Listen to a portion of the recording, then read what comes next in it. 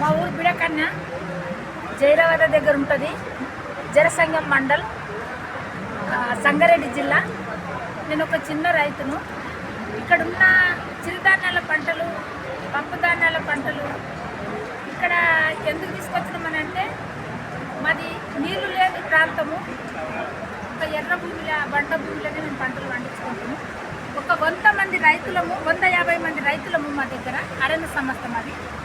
అరణ్య సంస్థలో మాది ఒక గుంపు ఉన్నది.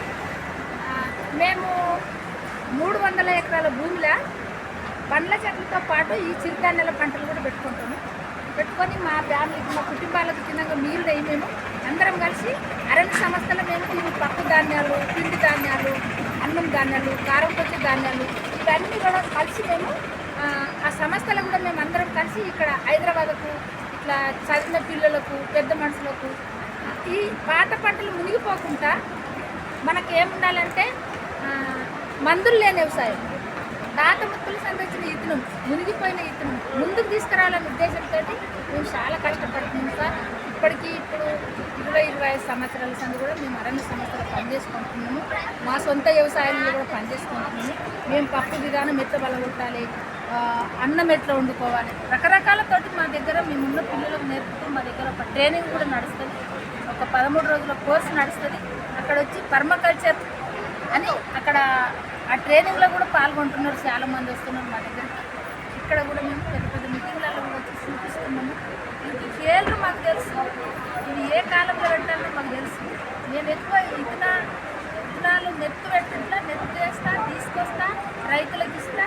కొన్ని కూరగాయలు పండిస్తా, కూరగాయల విత్తనాలు, పసుపు కానివ్వండి, అల్లం కానివ్వండి, ఎల్లిగడ్డ కానివ్వండి, టమాటా కానివ్వండి, వంకాయ కానివ్వండి, బీరకాయ కానివ్వండి, చిక్కుడుకాయ కానివ్వండి, నన్నింకాయ కానివ్వండి, ఇవన్నీ కూడా కూరగాయల విత్తనాలు కూడా దాచిపెడతాం. కూరగాయలు కూడా పండించుకుంటాము. మేము మాత్రం మా భూమికి చెట్టకు మందు వేయలేము సార్. వరకు మందులు లేని వ్యవసాయం మీదనే పనిచేస్తున్నాం కాబట్టి ఇప్పటి పిల్లలకు నేర్పాలని ఉద్దేశం. ఎందుకంటే చదువుకున్న పిల్లలకు ఇవన్నీ మర్చిపోతాం. ఇంకా మనం కంపెనీల మందులతో తిండి తిని ఏదేదో లక్షల రోగాలు వచ్చినా కానీ అర్ధగంటలో నొప్పి వచ్చిందంటే గంటకు చచ్చిపోయే పరిస్థితి వస్తుంది. కాబట్టి చాలా బాధపడుతున్నాం. కాబట్టి ఇది మన పిల్లలకు చదువులో రావాలి, నేర్చుకోవాలి. ఈ తిండిని మర్చిపోవద్దు. మందులు కొంచెం తక్కువ చేసుకోవాలి. భూములకు, పంటలకు మందులు లేకుంటే వ్యవసాయం పండియాలి. పశువులతో చేస్తాం. వ్యవసాయమే మనకు పశువులతో పుట్టింది కాబట్టి వ్యవసాయం పండి చేయాలంటే, వ్యవసాయంలో మనం తినాలంటే నేలల మీద మనం పుట్టినందుకు ఈ భూమి మీద మనం ఏం తింటున్నాం అనేది మన పిల్లలకు నేర్పేది పెద్ద మాట ఉన్నది. ఇప్పుడు అది నేర్పాలనే ఉద్దేశంతో మేము ఇవన్నీ తీసుకొచ్చినాము. దయచేసి అందరూ కూడా ఈ టీవీలల్లో, ఫోన్లల్లో అన్నిట్లో కూడా చూసుకొని కూడా మా దగ్గరికి వస్తే, జైరాబాద్కి వస్తే కూడా మేము అక్కడ ట్రైనింగ్ ఇవ్వగలుగుతాము. ఈ పంటలు చూపించగలుగుతాము, రుసులు చూపించగలుగుతున్నాము, తినబెట్టగలుగుతున్నాము. ఒక 300 కుటుంబాలకు కూడా హైదరాబాద్ కూడా మేము ఈ సిరిధాన్యాల తిండిని కూడా అందియగలుగుతున్నాం సార్.